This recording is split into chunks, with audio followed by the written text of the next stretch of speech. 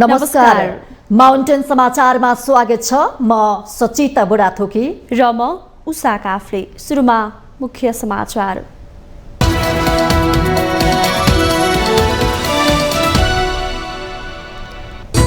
कोशी प्रदेश सरकारका मुख्यमन्त्री उद्धव थापाले आज विश्वासको मत लिँदै सरकार बनाउन बहुमत पुर्याउने र पुग्न नदिने चलखेल बीच उपसभामुखको भूमिका निर्णायक हुने। संसदको गतिरोध अन्त्य गर्न प्रधानमन्त्री प्रचण्डका आह्वानमा बसेको सर्वदलीय बैठक बिना निष्कर्ष टुङ्गियो।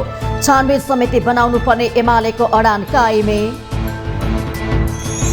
राष्ट्रपति रामचन्द्र पौडेलले बोलाए सर्वदलीय बैठक। संसदमा प्रतिनिधित्व गर्ने सबै दललाई ड्राकियो। प्रधानमन्त्री र सभामुखसँगै शीर्ष नेताहरू पनि सहभागी हुने। संसदको अवरोध खुलाउन राजनैतिक दलहरू बीच सहमति गर्नुको विकल्प नरहेको सभामुख घिमिरेको भनाई। संसदलाई बन्धक बनाइएको भन्दै रासोपाको आपत्ति। आज श्रावण शुक्ल पञ्चमी, नागको पूजा गरी नागपञ्चमी पर्व मनाइँदै मेघ र चट्याङको प्रकोपबाट बच्न सकिने धार्मिक विश्वास। चाडबाडको याम सुरु। रुसले 50 वर्षपछि थालेको चन्द्रमा मिसनमा गम्भीर धक्का। चन्द्रमाको दक्षिणी ध्रुवमा अवतरण गराउने उद्देश्यले पठाएको लुना 25 अन्तरिक्ष यान दुर्घटना। र स्पेनले जित्यो महिला विश्वकप फुटबलको उपाधि। इङ्ल्यान्ड 1-0 गोल अन्तरले पराजित। कभेन्ट्री ओलिभले 29औं मिनेटमा गरेको गोल नै निर्णायक साबित।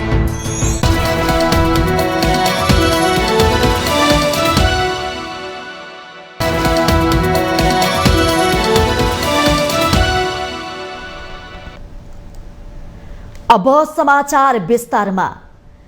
कोशी प्रदेश सरकारका मुख्यमन्त्री उद्धव थापाले आज विश्वासको मत लिँदै हुनुहुन्छ। तर राजनीतिक दाउपेचका बीच थापाले विश्वासको मत लिने प्रक्रियामा जटिलता आउने संकेतहरू देखिएका छन्। सभामुखको समेत जिम्मेवारीमा रहेकी उपसभामुख सृजना दनुवारले मुख्यमन्त्री थापाको विश्वासको मत लिने प्रस्ताव सोमबार दिउँसो 1 बजे प्रदेश सभा बैठकमा छलफलको लागि पेश गर्न समय तोक्नु भएको छ। तर एमालेकी उपसभामुख दनुवार पार्टीको निर्देशन अनुसार बैठकमा अनुपस्थित हुने सम्भावना विश्वासको मत लिने प्रक्रियामा जटिलता आउन सक्ने संकेत देखिएको छ। आफैले बोलाएको बैठकमा अनुपस्थित हुनु संसदीय मर्यादा विपरीत भने पनि सरकार बनाउने र ढाल्ने जोड घटाउमा उपसभामुखको भूमिका निर्णय मानिएको छ। उपसभामुखको अनुपस्थिति संख्यात्मक हिसाबले अर्थपूर्ण हुने देखिएको छ। उपसभामुख दनुवार वा प्रतिपक्षी दलले प्रदेशसभाको अध्यक्षता गरिदिने अवस्थामा मात्रै मुख्यमन्त्री थापाले विश्वासको मत प्राप्त गर्न सक्ने अङ्कगणितीय जटिलताले सत्ता र प्रतिपक्षी दुवै आफ्नै सत्ता स्वार्थको राजनीतिक दाउपेचमा लागेका छन्। 93 सदस्यीय प्रदेशसभामा सत्तारूढ गठबन्धन दल काङ्ग्रेसका 29, माओवादी केन्द्रका 13, एकीकृत समाजवादीका 4 र जनता समाजवादी पार्टीका 1 गरी 47 रहेका छन्। प्रमुख प्रतिपक्षी एमालेका उपसभामुख सहित 40 र राप्रपाका 6 गरी प्रतिपक्षमा 46 प्रदेश सांसद रहेका छन्। प्रदेश सभामा विश्वासको मत लिन 47 सदस्यको समर्थन आवश्यक पर्दछ। सत्तारूढ गठबन्धन दलसँग बहुमत 47 सदस्य पनि छन्। तर त्यो बहुमत उपसभामुख दनुवार वा एमाले र राप्रपाका अध्यक्ष मण्डलका सदस्य र ज्येष्ठ सदस्यले प्रदेशसभा बैठकको अध्यक्षता गरिदिने अवस्थामा मात्रै कायम रहने जटिलता छ।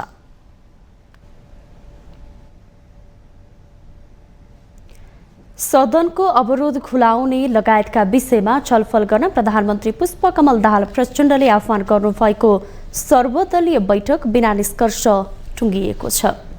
बैठकमा संसद खुलाउने बारे विभिन्न विकल्पमा छलफल भए पनि सहमति हुन नसकेपछि आज पुनः बस्ने गरी स्थगित भएको हो।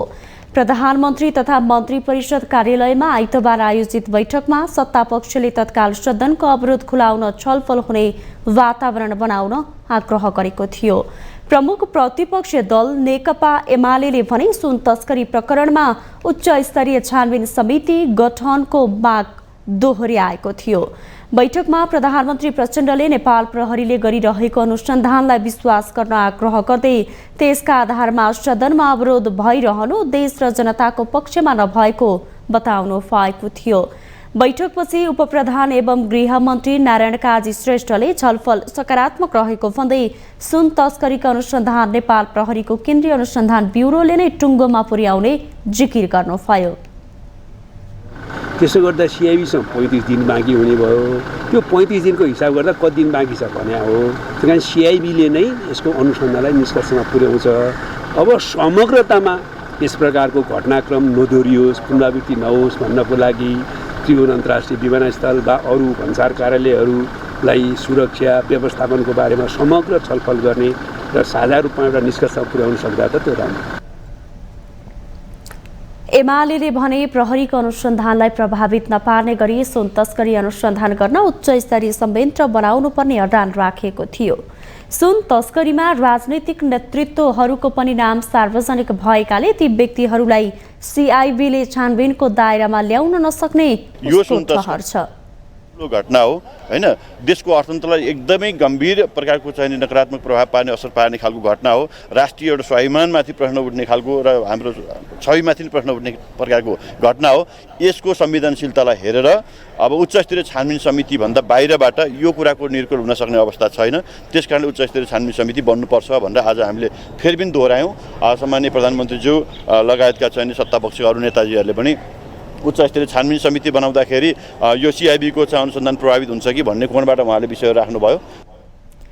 राष्ट्रिय स्वतन्त्र पार्टीका सभापति रवि लामिछानेले सदनको अवरोधले मुलुकको सामु देखा परेका समस्याका बारेमा समेत सांसदहरूले धारणा राख्न नपाएको भन्दै आफूहरूले तत्काल बैठक चल्नुपर्ने पक्षमा आवाज उठाएको जानकारी दिनुभयो। जेसुकै भए पनि सदन खोल्नुपर्छ, किनभने मुलुकका यति गम्भीर समस्याहरू यहाँ छन्। यसमा सदनमा छलफल गर्न पाइएको छैन, विधेयकमा छलफल पाइएको छैन, कयौँ जनजीविकाका सवालहरू त्यहाँ उठिरहेका छन्। त्यसले गर्दा बटम लाइन चाहिँ सदन खुल्नुपर्छ। तर उच्चस्तरीय आयोग यो 15 दिन जुन समय माग्नु भएको छ गृहमन्त्रीज्यूले, त्यो पछाडि या अगाडि भन्ने विषयमा लगभग अब टुङ्गोमा पुगिसकेको छ। एउटा बैठकले सम्भवतः भोलि बस्ने बैठकले यसलाई टुङ्ग्याउँछ र सम्भवतः सदन सुचारू रूपमा अगाडि बढ्छ। एमाले अध्यक्ष केपी ओली भने बैठकमा सहभागी हुनु भएन। राष्ट्रपति रामचन्द्र पौडेलले सर्वदलीय बैठक आह्वान गर्नु भएको छ। प्रमुख प्रतिपक्षी दल नेकपा एमालेबाट निरन्तर संसदमा अवरोध रहिरहेपछि राष्ट्रपतिले यसबारेमा छलफलको लागि मंगलबारको लागि सर्वदलीय बैठक आह्वान गर्नु भएको हो। राष्ट्रपतिका प्रेस सल्लाहकार किरण पोखरेलले मंगलबार बिहान 8:30 बजेको लागि शीतल निवासमा सर्वदलीय बैठक आह्वान भएको जानकारी दिनुभएको छ। उहाँका अनुसार बैठकमा संसदमा प्रतिनिधित्व गर्ने सबै दलहरूलाई बोलाइएको छ। बैठकमा प्रधानमन्त्री र सभामुखका साथै शीर्ष नेताहरू र प्रमुख सचेतक लगायतको सहभागिता रहनेछ।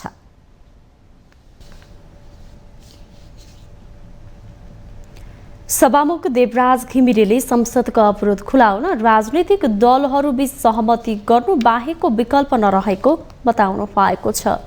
आइतबार संसदको अवरोध खुलाउन दलका प्रमुख सचेतक र सचेतकहरूसँगको छलफलपछि सञ्चारकर्मीहरूसँग कुरा गर्दै उहाँले यस्तो बताउनु भएको हो। सभामुख घिमिरेले संसदको अवरोध हट्ने कुरा सुन तस्करीको छानबिन गर्नको लागि उच्च स्तरीय छानबिन समिति बनाउने कि नबनाउने भन्ने विषयमा अड्किएको भन्दै समझदारीको वातावरण बने संसद सुचारू हुने उल्लेख गर्नुभयो। खोल्नुपर्छ भन्ने मान्यता सबैको छ। खोल्ने कि नखोल्ने भन्ने कुरा समिति बनाउने कि नबनाउने भन्नेमै गएर चाहिँ अड्किने गरेको छ। त्यही हो, दलहरूको बिचको समस्याले सदन रोकिन्छ। फरक भनेको कोसँग छलफल गर्ने, कहाँ गर्ने र अरूसँग? दलहरूसँग छलफल गर्ने हो, दलका प्रतिनिधिहरूसँग गर्ने हो। अहिले पनि अब दलहरूको बैठक चाहिँ आयोजित छ भनेपछि ल दलमा छिटो मिलाउनुहोस् भनेर चाहिँ अनुरोध गरेर यहाँको हाम्रो सचेतक, प्रमुख सचेतक, मुख्य सचेतक मान्यज्यूहरूलाई जानुहोस्, नेताहरूसँग कुराकानी गर्नुहोस्, हाम्रो सदन खुलाउनको लागि यो समस्याको गाँठो खोल्नुहोस् भनेर हामी रोकेर बसेका छौँ।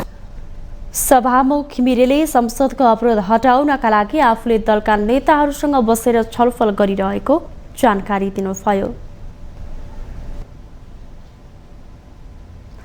राष्ट्रिय स्वतन्त्र पार्टी रासोपाले संसदको गतिरोध अन्त्य गर्नुपर्नेमा जोड दिएको छ। सुन तस्करी प्रकरण छानबिनको लागि उच्च स्तरीय समिति गठन गर्नुपर्ने माग गर्दै प्रमुख प्रतिपक्षी दल एमालेले सदन अवरुद्ध गरिरहेको बेला रासोपाले भने आइतबार सभामुख देवराज घिमिरेले बोलाउनु भएको प्रमुख सचेतकहरूको बैठकमा सदनभित्रै आफ्नो विमतिहरू राखेर समस्याको समाधान गर्नुपर्ने बताएका थिए। संसदलाई प्रभावकारी र गतिशील बनाएर सबै विमतिहरू त्यही भित्र हल गर्नको लागि आफ्नो पार्टीले बैठकमा सत्ता पक्ष र प्रमुख प्रतिपक्षी दलसँग आग्रह गरेको पार्टीका प्रमुख सचेतक सन्तोष परियारले जानकारी दिनुभएको छ। उहाँले देश र जनतालाई केन्द्रमा राखेर सत्ता पक्ष र प्रमुख प्रतिपक्षले सदनलाई प्रभावकारी बनाउन ध्यान दिनुपर्ने बताउनु भएको छ। सदनलाई प्रभावशाली बनाऊ, गतिशील बनाऊ, हाम्रा विमतिहरू सबै सदनमा राखौँ भन्ने हाम्रो हो। तर फेरि हाम्रो अभ्यास यो लोकतन्त्रको सीमितता, सदनमा धेरै अप्ठ्यारो भएपछि सभामुखज्यूले अगाडि लान नसक्ने एउटा बाध्यात्मक अवस्था छ। अलिकति हामीले देश र जनतालाई केन्द्रमा राख्यौँ भने पार्टीहरू पनि आफ्ना जडताबाट अलि आउने हुन् कि भन्ने आशा चाहिँ नै छ। तर स्थिति सदन अगाडि जाने खालको देखिँदैन। राष्ट्रिय स्वतन्त्र पार्टीले सदन खुलाउनको लागि पहल गरिरहेको दाबी गर्दै आएको छ।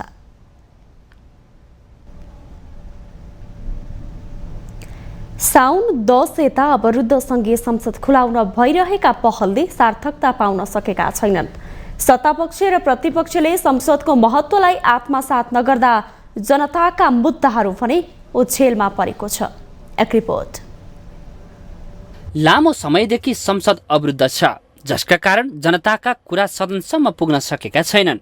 नेकपा एमालेले सुन तस्करीको छानबिन गर्न उच्च स्तरीय समितिको माग गर्दै गत साउन 10 गतेदेखि संसद अवरुद्ध गरेको छ। संसद अवरुद्ध हुँदा देशमा व्याप्त जनताका समस्या सुन्ने थलो नै नभएको महसुस नागरिकले गरिरहेका छन्। बाढी पहिरोले विभिन्न ठाउँको जनजीवन प्रभावित भएको छ। पशुमा देखिएको लम्पी स्किन रोगका कारण किसानहरू चरम पीडामा छन्। उनीहरूका समस्या समाधान हुन सकेका छैनन्। लम्पी स्किन मात्र होइन, डेङ्गी र आँखा पाक्ने रोगको महामारीले गर्दा जनजीवन खलबलिएको छ। महँगीको मारको समस्या अझ विकराल बन्दै गएको छ। यी यावत समस्याका चाङलाई सरकार समक्ष पुर्याउने र सम्बोधन गर्ने निकाय मौन बसिरहेको छ, मानौ केही पनि भएकै छैन। सत्ता र प्रतिपक्षलाई अवैध सुन पक्राउ काण्ड राजनीति गर्ने अस्त्र मात्र बनिरहेको छ। सिआइबी होस्, राष्ट्र अनुसन्धान विभाग होस्, यी कुनै पनि इकाइले निष्पक्ष स्वतन्त्र ढङ्गबाट काम गर्न सकिरहेको छैन।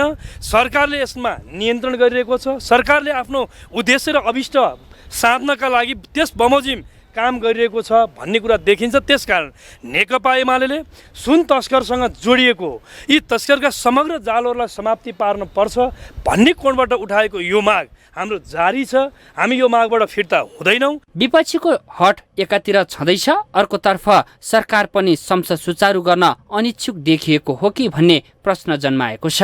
अनुसन्धान प्रक्रिया निष्कर्षमा पुगेन भने, सत्यको जगमा चाहिँ पुगेन, सत्यको अन्वेषण गरेर अनुसन्धान प्रक्रियामा सिआइबीले सकेन भने त्यसपछि उच्च स्तरीय छानबिन समिति बनाउला भन्ने विषयमा त माननीय गृहमन्त्रीले रोस्टरबाटै बोलिसक्नु भएको छ। अहिले मूलभूत रूपमा त्यो छानबिन समितिकै कारणले संसद अवरोध भएको होइन।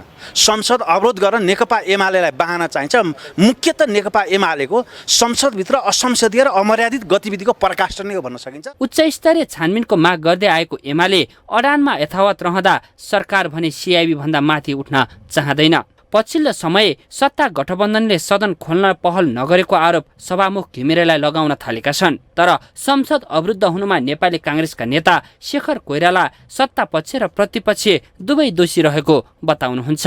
प्रतिपक्षले यो दुनियाँको नियम हो, संसदीय व्यवस्थामा प्रतिपक्षले सत्तापक्षलाई एट्याक गर्ने, गाली गर्ने, अनि हामीहरूले पनि भन्ने सत्तापक्षले प्रतिपक्षले गर्न दिएन भनेर भन्ने, चल्न दिएन भनेर। तर म के भन्दैछु भने हामी दुईटै दोषी हौँ भनेर भन्दैछु। सुन तस्करी, ललिता निवास, भुटानी शरणार्थी, गौर हत्याकाण्ड लगायतका प्रकरणमा प्रधानमन्त्रीले सत्ता साझेदार दलका नेताहरूलाई पालै पालो फाइल खोल्छु भनेर धम्क्याएर सत्ताको आयु लम्ब्याउने काम गरिरहेको विपक्षीको आरोपबीच संसदको गतिरोध खुलिहाल्छ भन्ने बलियो आधार अझै देखिँदैन। माउन्टेन टेलिभिजन एचडीका लागि बटुक राजगिरीको रिपोर्ट। नेपाली कांग्रेसले पार्टी सांसद डाक्टर सुनिल शर्माले साउन 29 गते प्रतिनिधि सभा बैठकमा प्रयोग गरेको शब्द असंसदीय नभएको भन्दै रेकर्डबाट हटाउनु नपर्ने बताएको छ। आइतबार सभामुख देवराज घिमिरेले संसदको अवरोध हटाउन पार्टीका प्रमुख सचेतक र सचेतकहरूलाई छलफलको लागि बोलाइएको बैठकपछि सञ्चारकर्मीहरूलाई प्रतिक्रिया दिँदै कांग्रेस सचेतक सुशीला थेङले डाक्टर शर्माले असंसदीय शब्द प्रयोग नगरेकाले संसदको रेकर्डबाट हटाउनु नपर्ने पक्षमा कांग्रेस रहेको प्रश्न पार्नु भएको छ। नेकपा एमाले पनि सांसद शर्माले राख्नु भएको अभिव्यक्ति असंसदीय नभएकाले हटाउनु नपर्ने बताउनु भएको सचेतक थेङले बताउनु भएको छ। सांसद शर्माले सरकारले आतंककारीहरूको नेतृत्व गर्दै हुनुहुन्छ कि डेमोक्रेटिक सरकारको भनेर सोधेको प्रश्न संसदीय नै रहेको कांग्रेसको ठहर छ। यो सरकारले चाहिँ आतंककारीहरूको नेतृत्व गर्दै हुनुहुन्छ कि डेमोक्रेटिक सरकारको नेतृत्व गर्दै हुनुहुन्छ भनेर उहाँले क्वेसन रेज गर्नुभएको रहेछ। हामीले पनि त्यो संसदमा त्यो हल्ला भएकोले ठ्याक्कै नसुनेकोले फेरि पनि रेकर्ड फेरि हेऱ्यौँ। त्यसकारण उहाँले क्वेसन रेज गर्ने कुरामा चाहिँ त्यो संसदीय मर्यादाभित्रै बोल्नु भयो जस्तो हामीलाई पनि लाग्यो र यो विषयमा हामीले म चाहिँ नेपाली कांग्रेसको चाहिँ सचेतक भएकोले हटाउनु पर्छ भन्ने पक्षमा रहेन। कांग्रेस सांसद शर्माको अभिव्यक्ति असंसदीय रहेको भन्दै सरकारको नेतृत्वकर्ता माओवादी केन्द्रले रेकर्डबाट हटाउनु पर्ने बताएको थियो।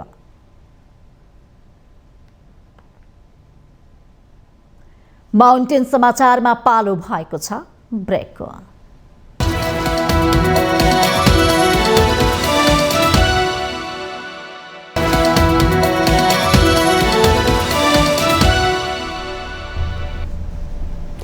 ब्रेकपछि स्वागत छ। अब बाँकी समाचार।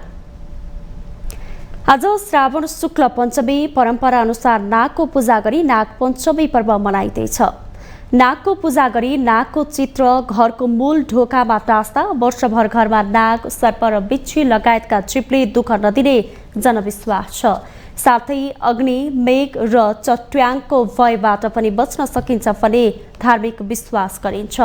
नागका 12 नाम भए पनि 8 कुलका 8वटा नागको पूजा गर्ने वैदिक सनातन कालदेखिको परम्परा छ। अनन्त, वासुकी, पद्म, महापद्मा, तक्षक, कुलीर, कर्कट र शङ्ख गरी 8 नागलाई आजको दिन ब्राह्मण पुरोहितबाट पूजाआजा गरी घरको ढोकामाथि टाँसिन्छ। आजको दिन घरमा नाग टाँसेपछि खेतबारीमा खन्जोत गर्नु हुँदैन र नाग, सर्प लगायतका खिस्रने जनावरलाई मार्नु हुँदैन भन्ने मान्यता छ। काठमाडौँको नागपोखरी, टौदह, भक्तपुरको सिद्ध पोखरी लगायत देशभरका नागदह, कुण्ड र नागस्थानमा पूजा गर्नेहरूको खुइचो छ। नागको पूजा गरी गाईको दुध, अक्षता, दुबो, खीर र रोटी लगायतका परिकार प्रसादको रूपमा चढाउने गरिन्छ। वैज्ञानिक रूपमा प्रकृतिमा भएका विषालु पदार्थलाई नाग, सर्प लगायतका जीवले शोषण गरी मानव लगायत अन्य जातिलाई विषालु पदार्थको प्रभाव पर्न नदिने भएकाले ऋषि मुनिहरूले नाग जातिको पूजाआजा गर्ने रीत बसालेको विश्वास छ। नाग पञ्चमी पछि वैदिक सनातनी हिन्दू धर्मावलम्बीका चाडपर्वको याम सुरु हुन्छ।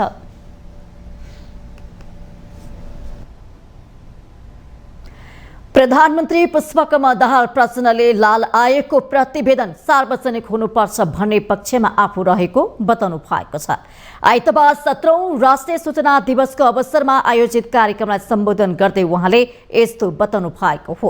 प्रधानमन्त्री प्रचण्डले लाल आयोगको प्रतिवेदन सार्वजनिक गर्नबाट रोक्न आयोगका सचिव फेरेको भ्रम फैलाएको भन्दै आफूले सचिव नफेरेको जिकिर गर्नुभयो। आफू प्रधानमन्त्री भए यता सूचनाको हकको बारेमा धेरै कामहरू गरेको उहाँको भनाइ छ।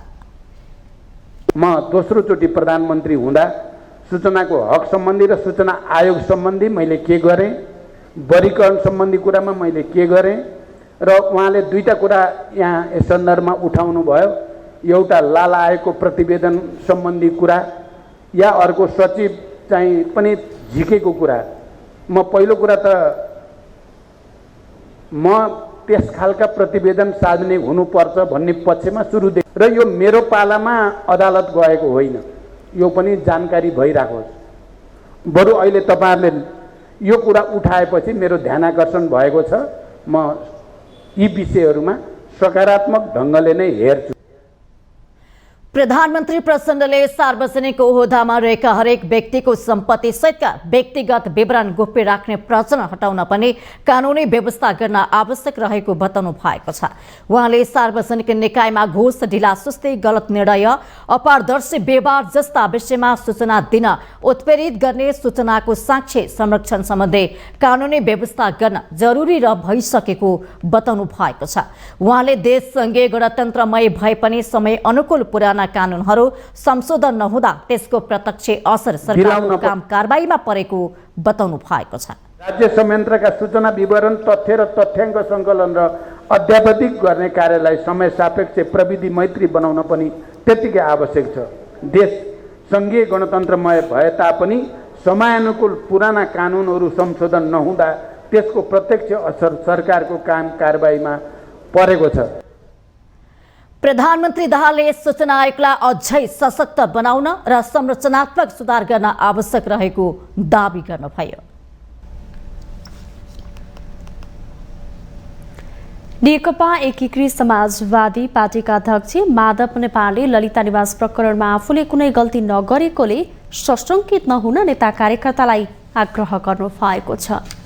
काठमाडौँको आलोकनगर स्थित पार्टी कार्यालयमा जारी पोलिट ब्युरो बैठकलाई सम्बोधन गर्दै पूर्व प्रधानमन्त्री समेत रहनुभएका नेपालले आफू र आफ्नो पार्टीले कुनै कमजोरी नगरेकाले आत्तिनुपर्ने अवस्था नरहेको जिकिर गर्नुभयो।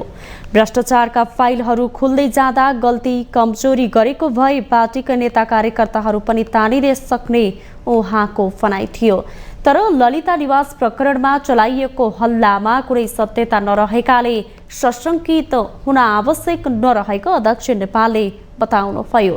आफू पूर्व निर्धारित कार्यक्रममा विदेश जाँदा पनि माधव नेपाल भाग्यो भन्नेसम्मका फर्म छर्ने काम गरिएको भन्दै उहाँले असन्तुष्टि जनाउनुभयो। नेकपा यसको जारी पोलिट ब्युरो बैठकमा राष्ट्रिय राजनीति, संगठन सुदृढीकरण, पार्टीको सैद्धान्तिक वैचारिक सवाल, पार्टीको संगठनात्मक अवस्थाका बारेमा छलफल भइरहेको छ। आन्तरिक समस्या, आगामी कार्य योजना र नेतृत्वलाई सुझाव गरी 7वटा एजेन्डामा पोलिट ब्युरो बैठक केन्द्रित छ। आइतबार 26 जनाले आफ्नो धारणा राखेका छन्। पार्टीको सचिवालय बैठकले यही भदौ 5, 6 र 7 गते केन्द्रीय कमिटी बैठक पनि बोलाएको छ। केन्द्रीय कमिटी बैठकमा समसामयिक राजनीतिक परिस्थिति र पार्टीको आगामी कार्यभार नै मुख्य एजेन्डा हुने पार्टीका प्रचार विभाग प्रमुख जगन्नाथ खतिवड़ाले जानकारी दिनुभयो। नेकपा यस आगामी माघमा हुने गरी राष्ट्रिय महाधिवेशनको तयारीमा जुटेको छ।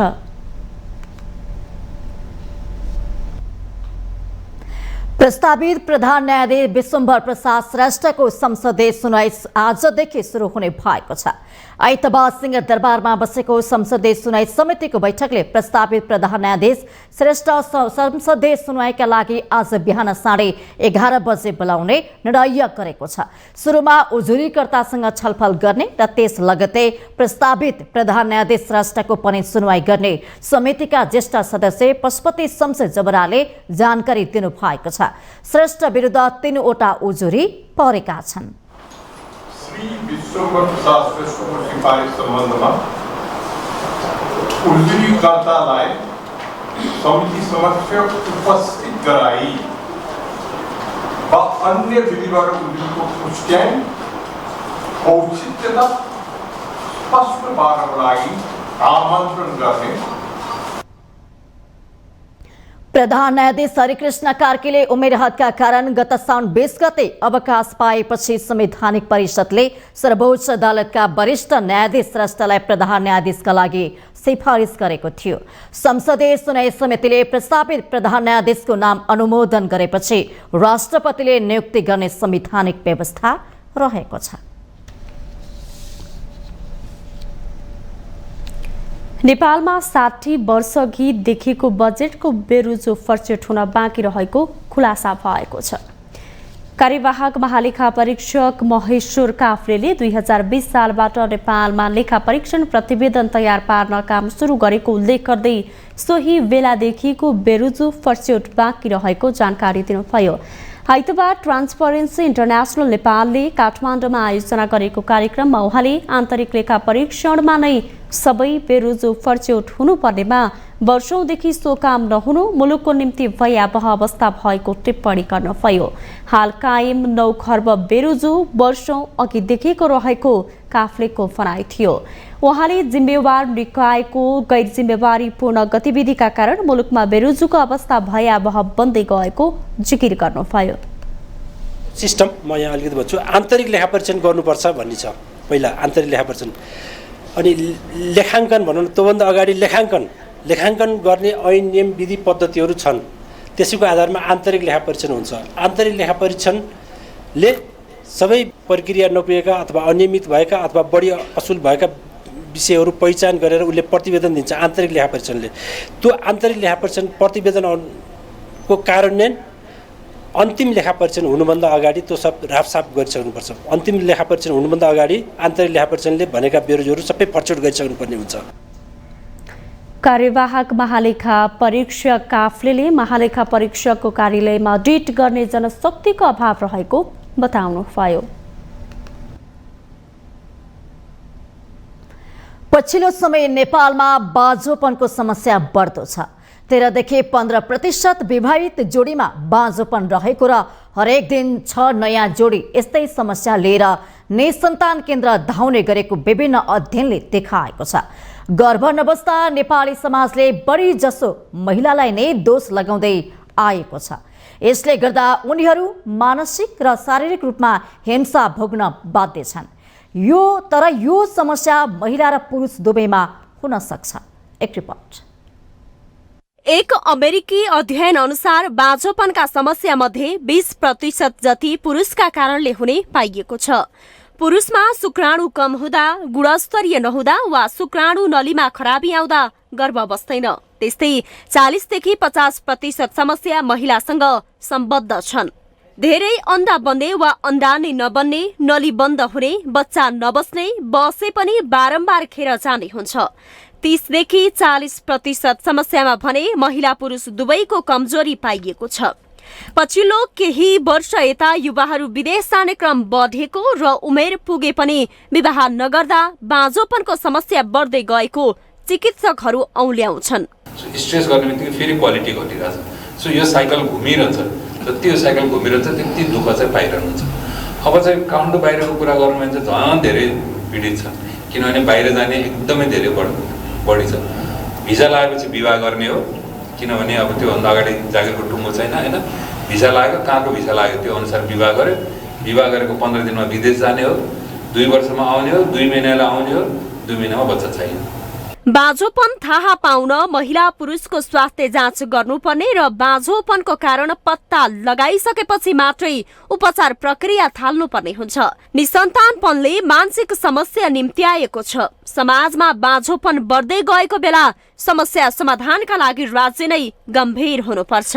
अन्डा कति बन्छ त्यसको लागि केही परीक्षणहरू छ, त्यसपछि भिडियो एक्सरेहरू गरिन्छ, अनि हामीले ट्रान्सभेजाइनल अल्ट्रासाउन्ड्सहरू गरिन्छ होइन। अनि त्यसपछि त्यसको कारण पत्ता लगाइन्छ कि बाँझोपन के कारणले भा हो त रियलमा। अनि त्यो कारण पत्ता लगाइसकेपछि चाहिँ मोस्ट अफ द टाइम जति हुन्छ नि हामीले पत्ता लगाउनु पनि अलिकति गाह्रो हुन्छ। त्यसको रिजन के हो भन्ने थाहा हुँदैन। तैपनि अब हाम्रो क्राइटेरिया अनुसार मिल्यो भने चाहिँ सबै ठिक छ भने हामी ट्रिटमेन्टमा चाहिँ जान्छौँ। निसन्तानपनको उपचार गर्न केही समय लाग्ने चिकित्सकहरूको भनाइ छ। निसन्तान कसरी हुन्छ भनेर सुरुमा जनचेतना आवश्यक रहेको र यो समस्या समाधान हुने चिकित्सकहरूको सुझाव छ। महिलामा देखिने बाँझोपनको एउटा कारण सामाजिक भेदभाव पनि हो। महिनावारीमा छाउपरी बस्नु पर्दा, घाम ताप्न तथा कपडा सुकाउन नपाउँदा, पोषणयुक्त खानेकुरा खान नपाउँदा संक्रमण हुने गर्छ। स्पेशली जो चाहिँ खाडी मुलुकमा काम गर्न जानुभएको छ उहाँहरूको काम गर्ने कन्डिसन, उहाँहरूको खानपान रहनसहनहरूले पनि असर गर्ने चाहिँ होला होइन। तर एकदमै धेरैमा चाहिँ जो गएर फर्केर आउनुहुन्छ, जस्तो केही वर्ष बसेर 4-5 वर्ष बसेर फर्केर आउनुभएको छ उहाँहरूमा चाहिँ एकदमै धेरै नै एजोस्पर्मिया चाहिँ अहिले देखिरहेको। बाँझोपन पछिल्लो केही वर्ष यता सरकारको प्राथमिकतामा परे पनि यसको निराकरणका लागि ठोस कदम चालिएको छैन। सुरक्षित मातृत्व तथा प्रजनन स्वास्थ्य अधिकार ऐन 2075ले प्रजनन स्वास्थ्य रुग्णता सेवालाई समेटेको छ। यस अन्तर्गत प्रत्येक महिलालाई स्वास्थ्य संस्थाबाट प्रजनन सम्बन्धी परीक्षण, परामर्श तथा उपचारको अधिकार स्थापित गरेको छ। माउन्टेन टेलिभिजन एचडीका लागि उषा काफ्रेको रिपोर्ट। वैदेशिक रोजगार बोर्डले वैदेशिक रोजगारीमा जानेहरूलाई दिने अभिमुखीकरण तालिम प्रभावकारी बनाउने भएको छ। वैदेशिक रोजगारमा जानेहरूले अभिमुखीकरण तालिम लिन अति आवश्यक रहेको भन्दै प्रभावकारी बनाउने गरी काम थालेको बोर्डले जनाएको छ।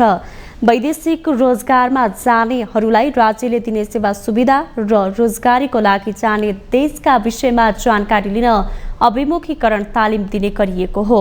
बोर्डका कार्यकारी निर्देशक डाक्टर द्वारिका उप्रेतीले काठमाडौँका केही अभिमुखीकरण तालिम केन्द्रहरूले सहभागी नभएकाहरूलाई पनि तालिम लिएको प्रमाणपत्र दिएको गुनासो आएको भन्दै अनलाइन र भौतिक रूपमा उपस्थित दुवै माध्यमबाट बनाउने गरी कार्यविधि परिवर्तन गर्न लागि जानकारी दिनुभयो। जो चाहिँ यहाँ आउन सक्षम छैनन् र यो फिजिकल्ली क्लास पनि लिने भनेर गरिरहेका छौँ होइन। अहिले सम्भव भयो भने हामी हेर्न पनि जाउँला अहिले होइन। भ्यालीमा अब सबै चाहिँ नि खराब छैनन्, फेरि भ्यालीमा धेरैले राम्रोसँग पनि सञ्चालन गरेका छन्। केही इन्स्टिच्युटहरूले अब त्यो सर्टिफिकेट चाहिँ नआएकोहरूलाई पनि व्यवहारिकता हेरेर दिएको कोही अपवाद भनेर उनीहरूले भने पनि मार्केटमा चाहिँ नि केही इन्स्टिच्युटहरूले प्रमाणपत्रहरू अलि इल्लिगल दिएको भन्ने कुरा आएको छ होइन। त्यसको त अब पुष्टि नभइकन प्रमाण नभइकन हामीले त्यो कुराहरूमा बोल्न मिलेन। तर पनि अब यी विषयहरूमा चाहिँ नि हामीले पनि आफ्नो ठाउँबाट खबरदारी चाहिँ गर्नुपर्छ। वैदेशिक रोजगारमा जानेलाई बिमा गरेर जानु पर्दछ भनेर समेत थाहा नहुने अवस्था छ। वैदेशिक रोजगारीमा जाने श्रमिकहरूले मेन पावर मार्फत वैदेशिक रोजगार सम्बन्धी अभिमुखीकरण तालिमको लागि 700 रुपैयाँ तिर्ने गरेका छन्।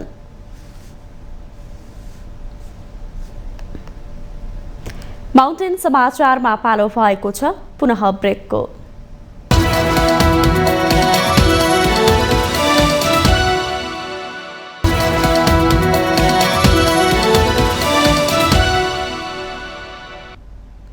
ब्रेकपछि पुनः स्वागत छ। अब बाँकी समाचार। गरे के सम्भव छैन भन्ने एउटा राम्रो उदाहरणको हुनु भएको छ युवा कृषि उद्यमी आङ फुर्बा शेर्पा। काठमाडौँको गोकर्णेश्वरमा 1 दशक अघि सानो प्रयासमा व्यावसायिक तरकारी खेती अनि पशुपालन थाल्नुभएका शेर्पाले अहिले राम्रो व्यवसायको राम्रै विस्तार पनि गरिसक्नु भएको छ। कृषि योग्य जमिन मासिँदै जाँदा र सरकारको नीति सहयोगी नहुँदा उहाँ जस्ता सोचका कृषकहरू भने सन्तुष्ट हुन सकेका छैनन्। एक रिपोर्ट।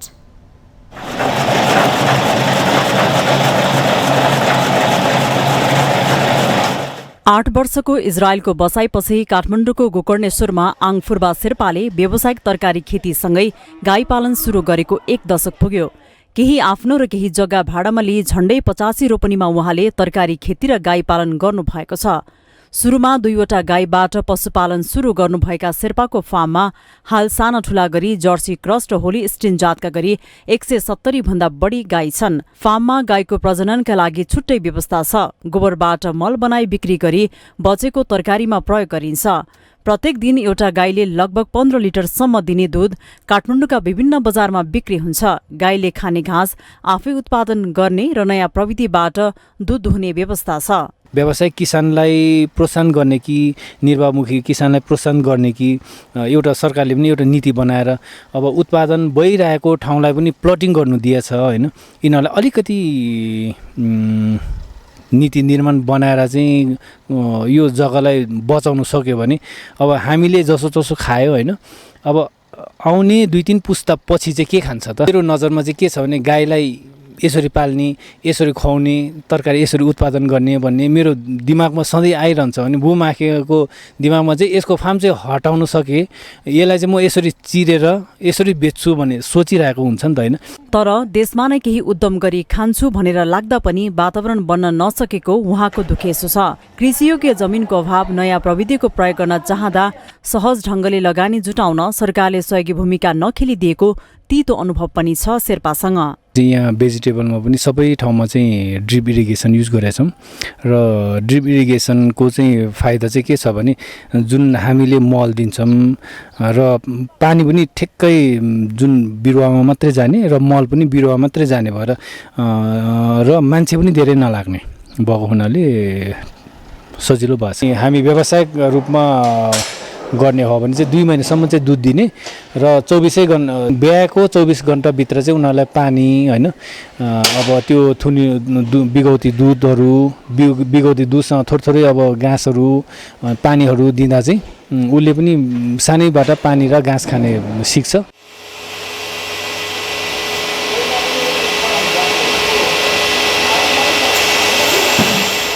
यद्यपि सरकारले अझै पनि कृषि नीतिमा र युवालाई विदेश पलायनबाट रोक्न भने सकेको छैन, जसले गर्दा वार्षिक रूपमा लाखौं खर्बौं तरकारी बाहिरबाट आयात गर्नुपर्ने अवस्था छ। यसको अन्त्यका लागि तिनै तहका सरकारले महत्त्वपूर्ण भूमिका खेल्नुपर्ने आवश्यकता भने देखिन्छ। माउन्टेन टेलिभिजन एचडीका लागि क्यामेरामा केशव श्रेष्ठको साथमा विद्या तामाङ, काठमाडौँ। सरकारले पशुपन्छीसँग सम्बन्धित निकायहरूमा बजेट शून्यमा पुर्याएको भन्दै पशुपन्छी तथा मत्स्य क्षेत्रसँग सम्बन्धित सरकारवालाहरूले आन्दोलनका कार्यक्रम सार्वजनिक गरेका छन्। आइतबार काठमाडौँमा पत्रकार सम्मेलन गरेर उनीहरूले आन्दोलनका कार्यक्रम सार्वजनिक गरेका हुन्। सरकारले बजेट वक्तव्य मार्फत पशु क्वारेन्टाइन कार्यालय, पशु रोग अन्वेषण प्रयोगशालाहरू, केन्द्रीय रेफरल पशु चिकित्सालय, राष्ट्रिय खोप उत्पादन प्रयोगशाला, राष्ट्रिय दुग्ध विकास बोर्ड लगायतका कार्यालयको बजेट शून्य अवस्थामा झरेको भन्दै आन्दोलन घोषणा गर्न बाध्य भएको बताएका हुन्। नेपाल भेटेरिनरी एसोसिएसनका अध्यक्ष डाक्टर रामकृष्ण खतिवड़ाले लम्पी स्किन, बर्ड फ्लू फैलिएको अवस्थामा समेत सरकारले यससँग सम्बन्धित कार्यालयलाई बजेट नै नदिएको आरोप लगाउनुभयो। सम्पूर्ण पशुपति क्षेत्रका निकायहरूमा विद्यमान संरचना अनुसार चालु आवको प्रस्तावित बजेट तत्काल व्यवस्थापन गर्ने। Number 2, lumpy skin, African swine fever, bird फ्लूबाट प्रभावित किसानहरूलाई तत्काल राहतका कार्यक्रमहरू घोषणा गर्ने। पशुपन्छी 3, पशुपन्छी संक्रामक रोगहरू नियन्त्रणका लागि तत्काल कानुनी व्यवस्था गरी किसानका लागि निःशुल्क खोप तथा औषधि उपचारको व्यवस्था गर्ने। नम्बर 4, प्रत्येक स्थानीय तहमा कम्तीमा 1 जना पशु चिकित्सक र प्रत्येक वडामा पशु प्राविधिकहरू पठाउने व्यवस्था गर्ने। नेपाल पशु स्वास्थ्य सेवा प्राविधिक सङ्घ नेल्टाका केन्द्रीय अध्यक्ष जनक रावलले बजेट आएको दिन जेठ 15 गते नेपाली पशुपालनका लागि कालो दिन साबित भएको टिप्पणी गर्नुभयो। नेपाली पशुपालक किसानका लागि कालो दिन साबित भएको छ। त्यो बजेट वक्तव्यका कारणले पशु सेवा क्षेत्रका करिब 20वटा कार्यालयहरू जिरो बजेटमा झरेको अवस्था छ। हामीलाई थाहा छ लम्पी स्किन डिजिजका कारणले देश आक्रान्त छ, किसानहरू मारमा छन्। असारको महिना गोरु बिरामी भएर किसानहरूले खेत जोत्न नपाएर खेत बाँझो छ, सरकार मुक्त दर्शक भएर बसिरहेको अवस्था छ। हामीले निकै प्रयत्न गऱ्यौँ, हामीले सरकारलाई आग्रह गऱ्यौँ यो प्रक्रियाले नेपाली पशुपालक किसानको विकास हुँदैन, नेपालको पशुपालन क्षेत्रको विकास हुँदैन, त्यसैले यो प्रक्रियालाई सच्याउनुपर्छ सरकारले भनेर हामीले पटक पटक आग्रह गऱ्यौँ। तर सरकार कानमा तेल हालेर सुतेको सुत्यै भयो। सरकारले खारेजी तथा पुनर्संरचनाको नाममा शून्य बजेट भएका सम्पूर्ण पशुपन्छी निकायहरूमा विद्यमान संरचना अनुसार तत्काल व्यवस्था गर्नुपर्ने उनीहरूको माग छ।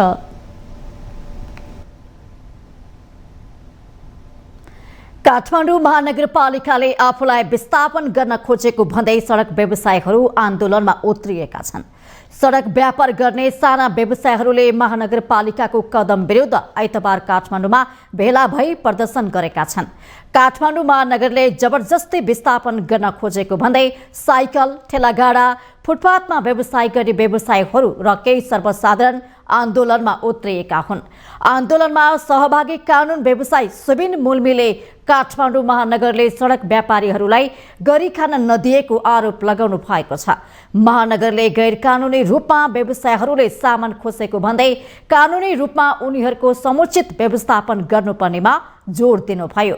सडक व्यापारलाई कानुनले रोकेको अवस्था नरहेको मुल्मीको दाबी थियो।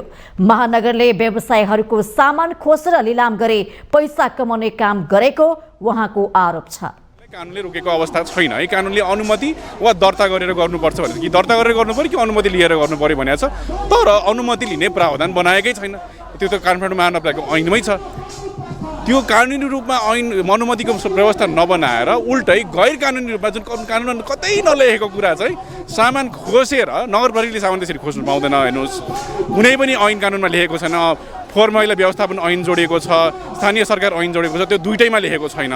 गैर कानुनी रूपमा चाहिँ उहाँहरूको सामान खोसेर अझ सामान खोसिने मात्र होइन, लिलाम गरेर पैसा पनि कमाउने काम गरिएको छ है। व्यवसायीहरूले सहर सबैको लागि कि धनीको लागि मात्रै भन्दै प्रश्न सोधेका छन्। संस्कृति, पर्यटन तथा नागरिक उड्डयन मन्त्री सुदन किरातीले सङ्गीत उद्योगको विकासका लागि सरकारले आवश्यक कदम चाल्ने बताउनु भएको छ। काठमाडौँमा आइतबार आयोजित निर्देशक समाजको साधारण सभा तथा स्रष्टा सम्मान कार्यक्रममा पर्यटन मन्त्री किरातीले सङ्गीत उद्योगले देशको आर्थिक विकासका महत्त्वपूर्ण योगदान दिन सक्ने भन्दै सरकारले सङ्गीत उद्योगको विकासका लागि आवश्यक कदम चाल्नुपर्ने बताउनु भएको हो। नेपालको पर्यटनलाई प्रकृति र संस्कृतिसँग छुट्याएर राख्न नसकिएको उहाँको भनाइ थियो। मन्त्री किरातीले विश्व बजारमा नेपाली मौलिक सङ्गीतलाई चिनाउन आवश्यक रहेको बताउनु भयो। यो चान्चुने कुरा होइन। गीत सङ्गीतको क्षेत्रबाट नेपालमा पनि सङ्गीत उद्योगबाट महत्त्वपूर्ण टेवा दिन्छ। सरकारले यो बाटोमा पाइला चाल्नुपर्नेछ, अगाडि बढ्नुपर्नेछ, तर अगाडि अहिलेसम्म बढेन। नेपाली मौलिक सङ्गीतलाई हामीले समाजमै चिनाउन सकिराखेका छैनौँ। हामीले समाजलाई मात्र होइन, विश्व बजारसँग जोड्नु सक्नु पर्दछ। विश्व बजारको लागि नेपाली गीत सङ्गीतको हामीले अझै जराइसम्म गएर खोज्नुपर्छ। कार्यक्रममा कलाकारहरूले कलाकर्मीहरूलाई सरकारी तर्फबाट हौसलाको आवश्यकता रहेको बताएका थिए। कञ्चनपुरको भीमदत्त नगरपालिकामा शिक्षकले विद्यार्थीमाथि दुर्व्यवहार गरेको भन्दै विद्यार्थी आन्दोलित भएका छन्। साउन 31 गते भीमदत्त नगरपालिका 10 झिमुवा स्थित सिद्धनाथ माध्यमिक विद्यालयका शिक्षक वीरेन्द्र जोशीले छात्रमाथि दुर्व्यवहार गरेको भन्दै विद्यार्थीले कारबाहीको माग राख्दै आन्दोलित भएका छन्। विद्यार्थीहरूको आन्दोलनका कारण आइतबारको पठन पाठन समेत प्रभावित भएको थियो, तर शिक्षकले भने आफूले छात्रमाथि दुर्व्यवहार नगरेको दावी गरेका छन्। त्यस्तै सोही विद्यालयका प्रधानाध्यापक कृष्ण सिंह बोहरा पनि दुर्व्यवहार नभएको तर्क गर्दछन्। त्यही बेला भन्दिया भए सतर्क भइन्थ्यो, सबै कुरो हुन्थ्यो। अहिले भन्दै हुनुहुन्छ, बढाइ चढाएर पो भन्दै हुनुहुन्छ कि अब के हो यो माहौल बाहिरबाट। यहाँ भिडभाडमा मैले देखेँ हाम्रो विद्यार्थी मात्रै छैन, त्यहाँ बाहिरको मान्छेहरू छ, नसा गरेर आउनु भएको छ। मैले चिन्दै नचिनेका बाहिरका समूहहरू आएछ। खै के हो बुझ्नै सकिएन। विद्यालयलाई बदनाम गर्ने एउटा यो प्रपञ्च हो कि जस्तो मलाई पनि लागेको छ। खै अब के भन्नु। ट्रेकमा आएको विद्यालय राम्रोसँग चलिरहेको थियो। पढाइ सम्पूर्ण कुराहरू गेटभन्दा बाहिर, इन्टरभल बाहेक गेटभन्दा बाहिर विद्यार्थी छैन। विद्यार्थीहरूको आन्दोलनपछि कञ्चनपुर प्रहरीले शिक्षक जोशीलाई पक्राउ गरेको छ। कञ्चनपुरका प्रहरी प्रवक्ता प्रकाश डाँगीले घटनाबारे अनुसन्धान भइरहेको बताएका छन्।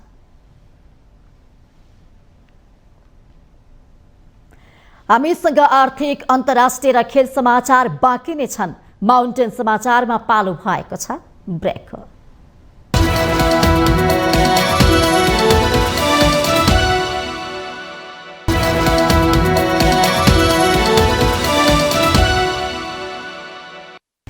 ब्रेकपछि स्वागत छ। अब पालो आर्थिक समाचारको। आर्थिक समाचारको साथमा जगदम्बा सुपर साइन तथा ग्याल्बा प्लस जीवनभरको भरोसा। रिद्धि सिद्धि सिमेन्ट रोबोटिक ल्याबमा बनेको स्मार्ट सिमेन्ट।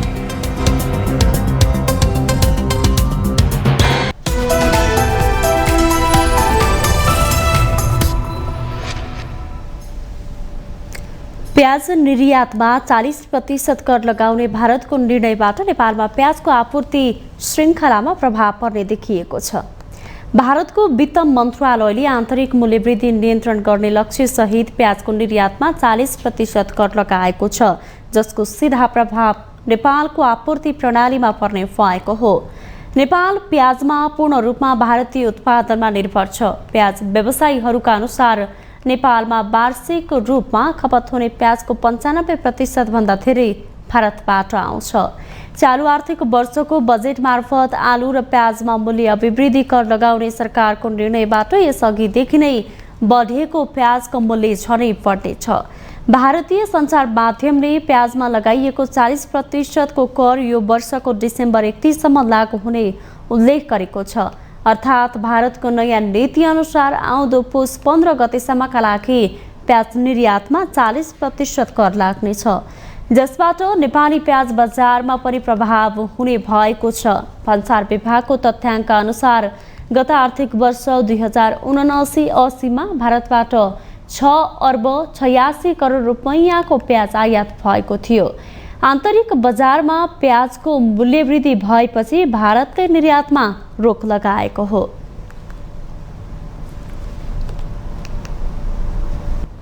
अब पालो अन्तर्राष्ट्रिय समाचारको।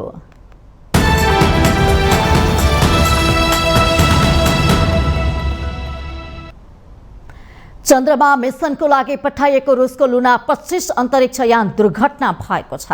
चन्द्रमाको दक्षिणी ध्रुवमा अवतरण गराउने उद्देश्यले पठाइएको लुना 25 नामक अन्तरिक्ष यान नियन्त्रित अवतरणका क्रममा आइतबार दुर्घटनामा परेको हो। रुसले सरकारी अन्तरिक्ष निकाय रोस्कोमोसले लुना 25 मा समस्या देखा परे लगतै त्यससँग सम्पर्क गुमाएको जनाएको थियो। उक्त यानको अवतरण सोमबारको लागि तय गरिएको थियो। पश्चिमा प्रतिबन्धहरूको सामना गरिरहेको रुसले थप चन्द्रयानहरू पठाउने र चीनसँग मिलेर पनि अन्तरिक्ष अभियान अघि बढाउने बताउने गरेको छ। हालसम्म कुनै पनि देश नपुगेको चन्द्रमाको दक्षिणी ध्रुवमा यान अवतरण गराउन भारत तथा रुसले बीच प्रतिस्पर्धा चलिरहेको बेला सो यान दुर्घटनामा परेको हो। भारतको चन्द्रयान 3 अर्को साता त्यहाँ अवतरण गर्ने प्रयासमा छ। झन्डै 50 वर्षपछि चन्द्रमामा यान पठाएको रुसको मिसन विफल भएको छ। यसअघि रुसले सन् 1976 मा पहिलो चन्द्रयान प्रक्षेपण गरेको थियो। पाकिस्तानको उत्तर पश्चिममा ट्रकमा आक्रमणधारीले विस्फोट गर्दा 11 जना मजदुरको मृत्यु भएको छ। राजधानी इस्लामाबादबाट 300 किलोमिटरको दूरीमा रहेको अफगानिस्तानको सीमास्थित वाजिरिस्तान जिल्लामा मजदुर बोकेको ट्रक मुनि इम्प्रोभाइज एक्सप्लोसिभ डिभाइस IED विस्फोट हुँदा 11 जनाको मृत्यु भएको हो।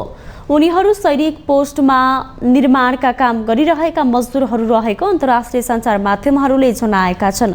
यद्यपि उक्त विस्फोटको जिम्मा अहिलेसम्म कुनै समूहले लिएको छैन। गत वर्ष तहरिक-ए-पाकिस्तान तालिबान TTP र सरकारबीच युद्ध अन्त्य गर्ने सम्झौता भङ्ग भएसँगै सैनिकलाई क्षति गरी पुनः आक्रमण भइरहेको छ। पाकिस्तानी तालिबानले इस्लामिक कानुनको कडा कार्यान्वयन गर्न, हिरासतमा रहेका आफ्ना सदस्यहरूलाई रिहा गर्न र अफगान सीमा नाका आदिवासी क्षेत्रका केही भागहरूमा पाकिस्तानी सेनाको उपस्थिति कटौती गर्न माग अघि सार्दै आएको छ। यता पाकिस्तानले भने सीमा क्षेत्रमा भएको आत्मघाती आक्रमणलाई बढुवा दिन अफगानिस्तानको ठूलो हात परेको आरोप लगाएको छ। पाकिस्तानका प्रधानमन्त्री अनवर उल हक कक्करले आतंककारी हमलाको भत्सना गर्नु भएको छ।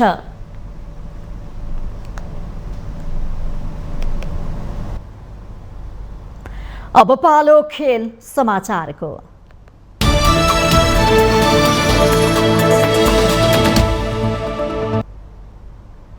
महिला विश्वकप फुटबलको उपाधि स्पेनले जितेको छ। अस्ट्रेलियाको सिडनीमा भएको फाइनल खेलमा इङ्ल्यान्डलाई 1-0 गोल अन्तरले पराजित गर्दै महिला विश्वकप फुटबलको उपाधि स्पेनले जितेको हो।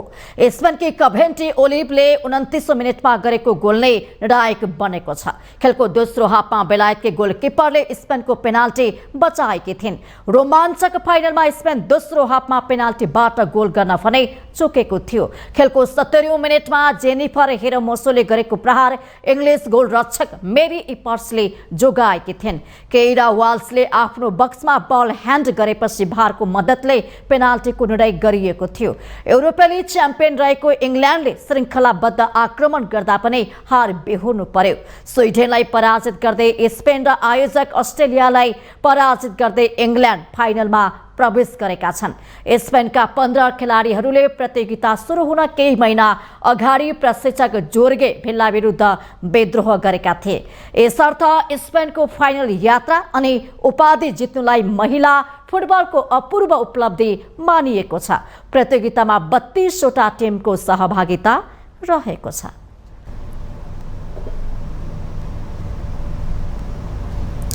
हङकङ र थाइल्यान्डले नेपालमा भएको एसिया अन्डर 20 रग्बी सेभेन्सको उपाधि जितेका छन्। एसिया रग्बीको आयोजना र नेपाल रग्बी सङ्घको व्यवस्थापनमा आइतबार सम्पन्न अन्डर 20 रग्बी सेभेन्समा हङकङले पुरुषतर्फ र थाइल्यान्डले महिलातर्फको उपाधि जितेका हुन्। त्रिपुरेश्वर स्थित दशरथ रङ्गशालामा महिलातर्फ सम्पन्न डबल राउन्ड रोबिन लिगमा स्कोर अन्तरको आधारमा हङकङलाई पछि पार्दै उपाधि जितेको हो।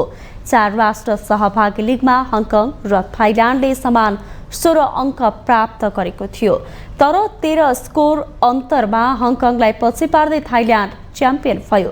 पुरुषतर्फ फाइनलमा भने हङकङले मलेसियामाथि 19-14 को जित निकाल्दै उपाधि उचाल्यो। अन्तिम 30 सेकेन्ड बाँकी छँदा दुवै टोली 14-14 अवस्थामा थिए, तर हङकङले अन्तिम समयमा ट्राई गर्दै जित दर्ता गर्न सफल भयो। प्रतियोगिताको विजेताद्वय हङकङ र थाइल्यान्डलाई एसिया रग्बीका अध्यक्ष क्वाइस अल ढलाईले ट्रफी हस्तान्तरण गर्नुभयो। राष्ट्रिय खेलकुद परिषद राखेपका सदस्य सचिव एवं एसिया रग्बीका कार्यकारी सदस्य टङ्कालाल खिसिङ, नेपाल ओलम्पिक कमिटीका महासचिव निलेन्द्र राज श्रेष्ठ र नेपाल रग्बी सङ्घका अध्यक्ष दीपक देवकोटाले खेलाडीलाई पदक हस्तान्तरण गरेका थिए। 2 दिने प्रतियोगितामा पुरुषमा 7 टोलीबीच लिग कम नकआउटका आधारमा प्रतिस्पर्धा भएको थियो। महिलामा पनि 4 टोलीबीच डबल लिगमा प्रतियोगिता भएको थियो।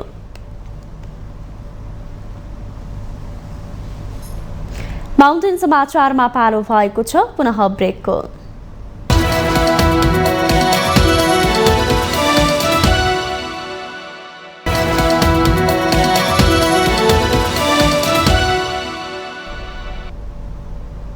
ब्रेकपछि स्वागत छ। यो सँगै हामी माउन्टेन समाचारको अन्त्यमा आइपुगेका छौं। जाँदा जाँदै मुख्य समाचार पुनः एकपटक।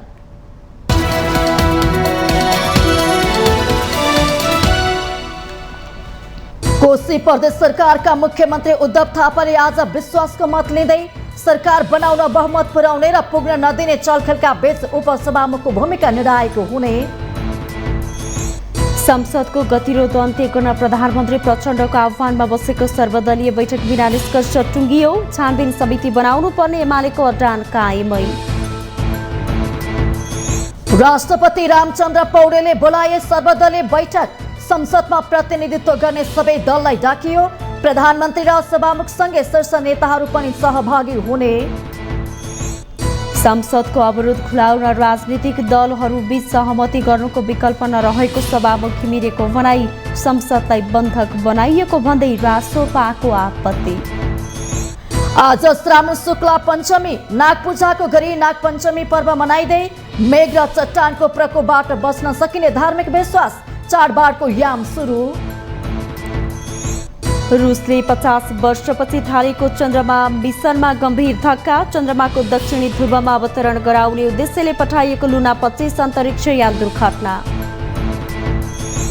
र स्पेनले जित्यो महिला विश्वकप फुटबलको उपाधि। इङ्ल्यान्डका 1-0 गोल अन्तरले पराजित। कभेन्ट्री ओलिपले 29औं मिनेटमा गरेको गोलले निर्णायक साबित।